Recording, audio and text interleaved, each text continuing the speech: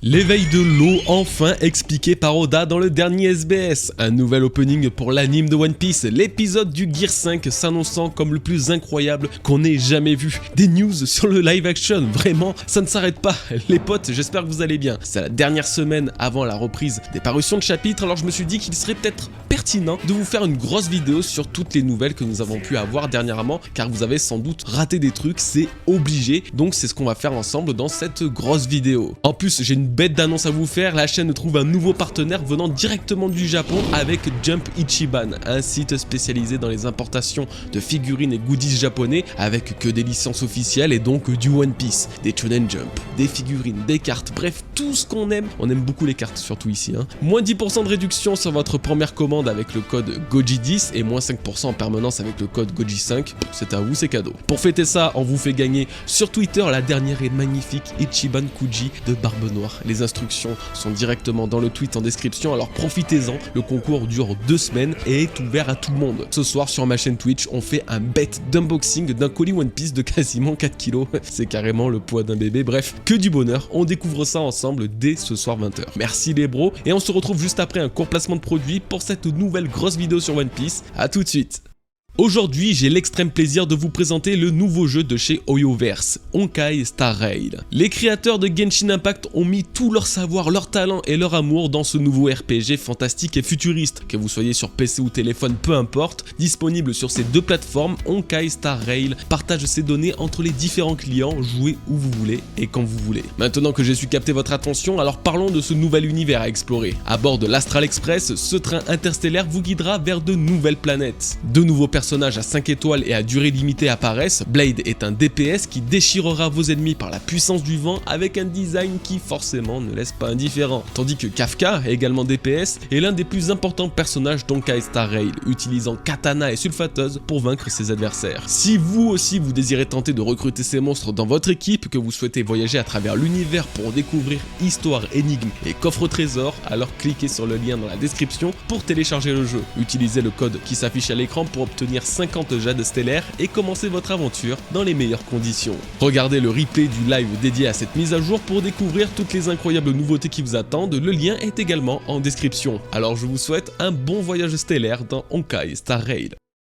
On va commencer avec les news du côté de l'anime de One Piece car étonnamment il y en a beaucoup plus qu'on pourrait le croire. Tout d'abord, One Piece vit pour la deuxième fois un tournant absolument phénoménal dans son histoire. Big Mom est officiellement vaincu dans l'anime. C'est dans l'épisode 1067 sorti dimanche dernier que l'impératrice pirate fut défaite par Kid et Law dans une animation absolument spectaculaire. Un épisode hors du temps qui signe la première défaite d'un empereur depuis celle de Barbe Blanche sur Marineford. Ça devrait bientôt être le cas pour Kaido et c'était aussi l'occasion pour moi de vous demander en début de semaine dans les sondages YouTube si vous pensiez ou non que Kaido et Big Mom étaient bel et bien morts après avoir été vaincus ou si ils reviendront dans l'histoire. Le résultat est mitigé bien que cette dernière proposition l'emporte de plusieurs pourcentages. Alors qu'en est-il pour vous? Pensez-vous que Big Mom et Kaido reviendront dans l'histoire ou sont-ils véritablement morts? Défoulez-vous en commentaire, c'est votre moment.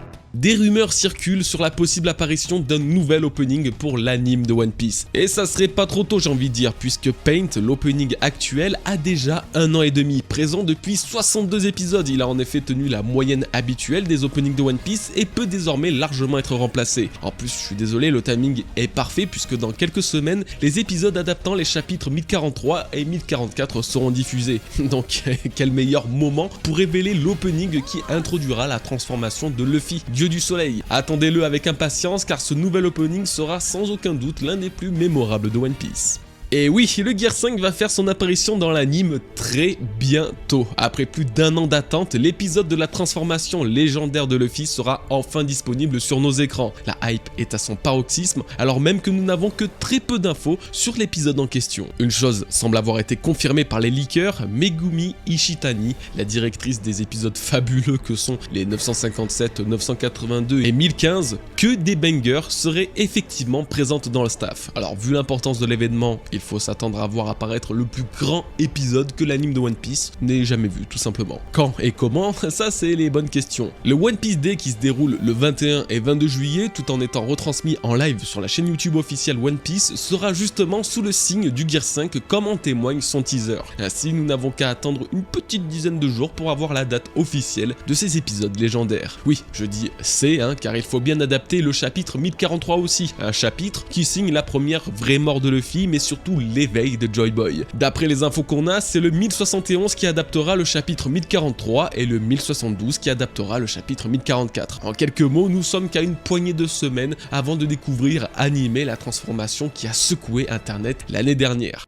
À l'heure où j'écris ces lignes, le Grand Rex vient de répondre à un tweet d'Inoxtag leur proposant un certain nombre de RT pour qu'en échange l'épisode du Gear 5 soit diffusé au cinéma. Ils ont donc joué le jeu en proposant 5000 RT pour commencer à y réfléchir, ce qui a bien évidemment été fait en quelques minutes. Alors ça y est, est-ce que c'est la confirmation que cet épisode légendaire sera diffusé sur le grand écran? Franchement, si vous voulez mon avis, non, on s'en branle. T'as raison, je parle simplement en tant que fan, car même si je suis youtubeur, j'ai zéro contact dans le monde de l'officiel, que ce soit éditeur, boîte d'anime et j'en passe. J'ai pas plus d'exclus que vous, mais à mon sens, moins d'un mois avant la sortie de l'épisode en question, un cinéma comme le Grand Rex doit savoir depuis un moment s'ils vont faire un événement dessus, non? Enfin, je dis peut-être des conneries, c'est vraiment possible. Si vous avez davantage d'informations de votre côté, n'hésitez pas à me reprendre, évidemment. Bon, dans tous les cas, on s'en fout, puisque le Gear 5 au cinéma, même si je pourrais pas y aller, c'est absolument tout ce que je vous souhaite, et surtout les refs, profitez dans le respect des autres, c'est important pour que tout le monde puisse kiffer. Une chose est cependant certaine concernant le Grand Rex, il prépare quelque chose très bientôt, alors est-ce en lien avec l'anime de One Piece ou le live action? Je vous tiendrai au jus dès qu'on a l'info. Eh ben, quelle magnifique transition! Les premières images du One Piece live action de Netflix ont été révélées il y a presque 3 semaines dans un teaser de 1 minute et 43 secondes. Alors, j'étais pas dans une grotte les frérots, je vous jure, j'ai juste pas eu l'occasion de vous en parler avant. Nous avons pu ainsi découvrir à quoi ressemble cette série Netflix qui fait tant couler d'encre en bien ou en mal. Eh ben, écoutez, personnellement, en toute objectivité et sincérité, j'ai été très agréablement surpris par la qualité du teaser, malgré quelques petits trucs qui m'ont fait tiquer, comme par exemple le sourcil de Sanji. Frère, il est où? T'es magnifique, il te manque que ça mon gars. Non mais vraiment, à part 2 ou 3 détails, je le sens vraiment très bien ce live action et j'ai l'impression que c'est également devenu le cas pour beaucoup d'entre vous, donc c'est très cool. Le teaser semble vous avoir plutôt charmé, alors je sais pas si c'est qu'une impression ou si vous avez vraiment kiffé, dites-le moi en commentaire car je suis vraiment curieux d'avoir votre avis là-dessus. La grosse news dans tout ça, c'est quand même que la série débute officiellement le 31 août, donc dans moins de 2 mois. Il y aura 8 épisodes dans la première saison et cette même saison englobera toute la partie d'East Blue. Oui, pour moi non plus, je sais pas comment ils vont réussir à adapter 100 chapitres en 8 épisodes, mais bon, faisons leur confiance. Après tout, gardez en tête que l'expérience du live action de One Piece ne sera en rien similaire à celle de l'anime ou du manga, Les médias sont très différents et soyons honnêtes, One Piece en live action adaptant chacun des 100 chapitres d'East Blue, non, ça serait impossible. Impossible pour des questions budgétaires, de rythme, ça serait éclaté au sol. Bon, et ce n'est pas tout car récemment, une nouvelle qui ravira les fans a été postée sur le compte officiel Twitter du live action. Les 5 seiyuu originaux des Mugiwara doubleront en japonais la série. Donc c'est incroyable car si vous aviez peur d'avoir du mal à consommer One Piece autre qu'avec la doublure japonaise, ce qui est totalement normal, rassurez-vous, eh bien ils ont pensé à tout et la grande Mayumi Tanaka prendra le rôle de Luffy pour l'occasion. Et mine de rien, ça continue de me rassurer sur la qualité de ce live action car même ce genre de détail est pris en compte. Non mais qui peut se vanter à part Inaki Godoy d'avoir hérité du chapeau de paille par Luffy en personne? C'est trop, c'est abusé. De toute façon, Eiichiro Oda lui-même est profondément investi dans ce projet, il en parlait encore il y a 2 mois et il disait qu'il faisait tout pour que la série lui plaise et il semble que le défi soit accompli. Tout ce qu'on peut attendre désormais, c'est le trailer officiel et final du live action qui viendra dans les prochains jours ou durant le One Piece Day. Il sera beaucoup plus complet que le teaser et dévoilera ainsi de nouvelles scènes. On en fera évidemment une réaction live sur Twitch, donc si ça vous intéresse, le lien dans la description. Let's go. Bon, et si on parlait un petit peu du manga? Et la tonne de news qu'on vient d'avoir encore une fois, c'est un délice. Et ça commence avec encore un trailer, mais cette fois-ci du tome 106 qui vient de sortir au Japon. Ouais, depuis quelques années, la Shueisha s'est dit que ça pouvait être sympa de consacrer un petit budget sur la communication autour de leur tome, donc pour notre plus grand bonheur. Le trailer du tome 106 met en avant l'arc de Egghead dans un style très cartoon, très Looney Tunes. Est-ce vraiment un hasard, sachant que le Gear 5 en est lui-même la représentation? Bon, Spoil, non. Au-delà de cet aspect très original, on peut noter plusieurs détails auxquels nous n'avons pas accès dans le manga, comme les couleurs officielles d'Egghead. C'est l'une des rares fois où nous avons quasiment toutes les couleurs officielles d'un arc aussi rapidement. Que ce soit le paysage d'Egghead, les tenues des Mugiwara et par-dessus tout les Vegapunk. Voici à quoi ressemblent les 7 plus grands génies du monde et chacun a toujours autant de flow, on est tous d'accord là-dessus. Le robot antique de ce qui semble être l'ancien royaume a aussi droit à ses propres couleurs, hein, et en vrai, je suis le seul à avoir la représentation de Redline avec cette grande bande rouge autour de son corps, ouais.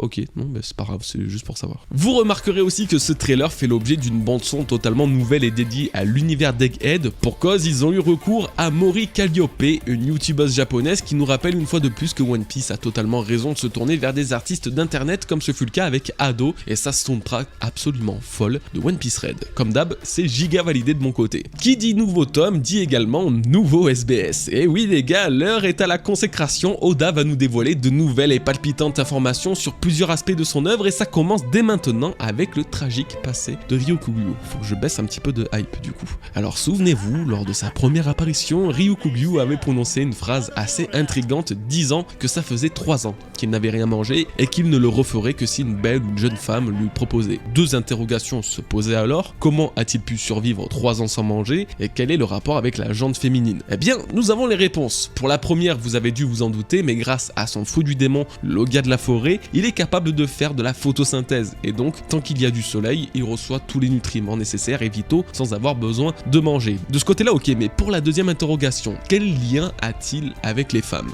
Eh bien, ça devient tout de suite beaucoup plus sombre. Oda explique que le tatouage sur son torse est une référence à une pièce de Rakugo, forme de théâtre japonais, et cette symbolique aurait à voir avec une ou des femmes de son passé. Alors, aurait-il vu la mort d'un être cher sous ses yeux, totalement impuissant causé par un pirate sanguinaire? Bah, c'est pas improbable, surtout qu'Oda révèle également que la justice du taureau vert est une justice ferme, n'hésitant pas à condamner tous les criminels, légitimes ou non. Il a donc dû vivre lui-même une terrible injustice pour en venir à cet extrême, un peu à la façon d'Akainu. Ah, et celle de Fujitora a également été révélée, et la sienne est la justice honorable, la justice juste, en somme, la meilleure, hein, pas étonnant venant du GOAT. Trafalgar Law, c'est lui qui apporte le croustillant de ce SBS. Un lecteur demande plus de précision à Oda concernant l'éveil du chirurgien de la mort qui nous a démontré tout le potentiel de son OP no Mi dans son combat contre Big Mom aux côtés de Kid. Alors si l'éveil du Jiki no Mi était très facilement compréhensible, celui de Law avait perdu beaucoup de monde, moi compris je dois l'avouer. Heureusement, les détails de ses pouvoirs nous ont été donnés aujourd'hui. L'éveil de Law se sépare en 2 techniques distinctes, Karoom et Air-Room. Déjà le terme de Room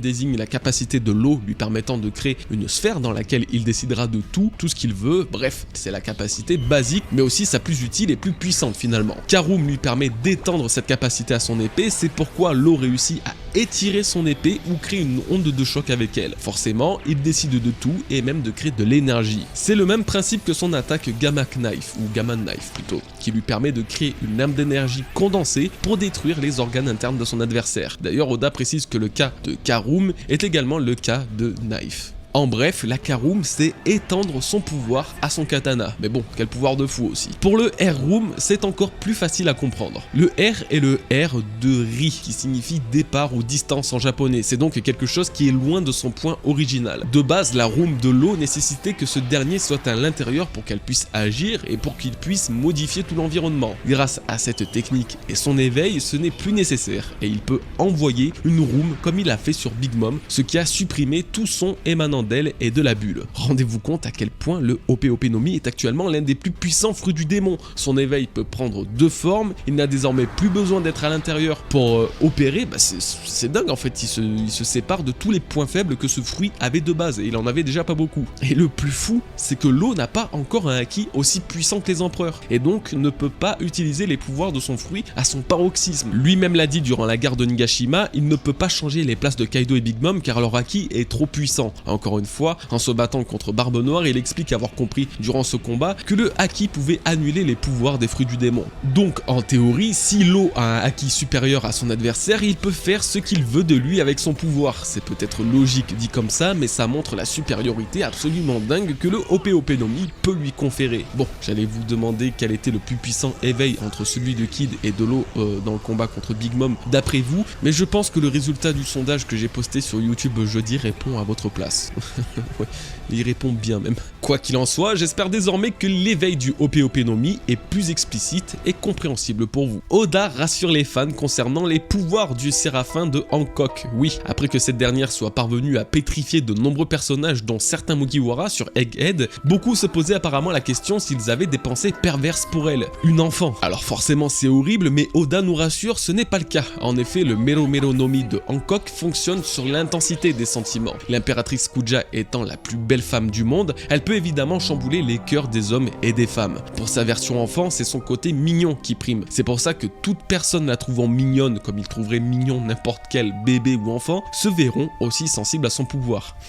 Nous voilà rassurés. Le garde du corps personnel de Vegapunk voit également une partie de son passé être révélée. Alors très petite partie, hein, mais il est effectivement révélé par l'auteur que la marine avait reçu un rapport disant que des ours sauvages attaquaient un village humain sur une certaine île. Vegapunk les a accompagnés pour mettre en place un système pour combattre les ours, mais lorsqu'ils sont arrivés, sur place, tous les ours avaient été défaits par un seul petit garçon qui régnait comme un boss au sommet de la montagne. Et c'était Sentomaru. Il a malheureusement été abandonné par les villageois à cause de son comportement violent, mais intrigué par sa force, Vegapunk décide d'embaucher ce jeune garçon comme garde du corps puisqu'il n'avait ni amis ni famille. Une belle petite histoire qui me rappelle quand même étrangement celle de Oden ou même de Kuma, surtout de Kuma puisque c'est l'un des amis proches de Vegapunk également. Vous devez vous en souvenir puisque c'était durant Egghead, mais il a été révélé que Vegapunk s'intéressait à la force physique de Kuma, qui venait apparemment d'une race spéciale. Apprendre que Sentomaru, à nouveau un proche de Vegapunk, a attiré son attention suite à sa force, semblant unique pour son âge, ça fait quand même beaucoup. De plus, Sentomaru combattait des ours et je vous rappelle que Kuma est aussi représenté par l'animal de l'ours, puisque c'est littéralement la traduction de son nom. Alors pourquoi Vegapunk s'intéresse-t-il tant aux forces brutes de la nature? Est-ce que ça a à voir avec une ou plusieurs expériences ou est-ce une simple curiosité naturelle? Eh bien dites-moi ce que vous en pensez les bros. La semaine dernière, on parlait de Brook dans une nouvelle vidéo théorie qui vous a d'ailleurs extrêmement plu, merci beaucoup pour vos retours. Eh bien Oda nous a dévoilé aujourd'hui les deux versions du futur de Brook, s'il a bien ou mal tourné. Alors tenez-vous bien, toutes les versions sont les mêmes, aucune différence. Alors tout porte à croire que dans 40 ans, Brook sera toujours vivant, si on peut dire ça, et que son apparence ne changera pas d'un iota. Voilà, information inutile à souhait, mais information quand même. Bonne nouvelle pour les fans du Cypher Pole, Oda révèle que tous les membres du CP9 ont été promus au CP0. Il ajoute cependant une précision, c'est que tous les membres du CP0 qui portent un masque comme Lucci, Kaku et Stussy, même encore d'autres, sont différents et sont appelés les assassins masqués. Ouais. Les assassins masqués. En tout cas, ces derniers sont envoyés dans des missions différentes et encore plus spéciales. On peut donc peut-être les considérer comme plus talentueux et plus puissants que les membres du Cypher Pole basique n'étant pas masqués, ce qui permet de vous faire une petite idée de la hiérarchie des puissances au sein de ce groupe d'élite. Eh bien écoutez, on arrive à la fin de cette vidéo news, ça y est, c'était très cool après les deux grosses vidéos que je vous ai sorties ces 2 dernières semaines de vous proposer un format plus court et condensé, j'espère que ça vous aura autant plu que moi. J'en profite à nouveau pour vous rappeler de participer au concours en collaboration avec Jump Ichiban pour la magnifique Ichiban Kuji de Barbe Noire, de passer faire un tour sur Twitch ce soir à 20 h pour un live qui s'annonce tout aussi fou, et aussi quelque chose que j'oublie à chaque fois de vous le dire, de check la chaîne secondaire puisque j'y réupload les rediffs de mes lives pour ceux qui préfèrent le format YouTube. Voilà, là je pense que tout est bon. J'arrête. Merci les bros, on se dit à la semaine prochaine et surtout en attendant, portez-vous bien. Peace.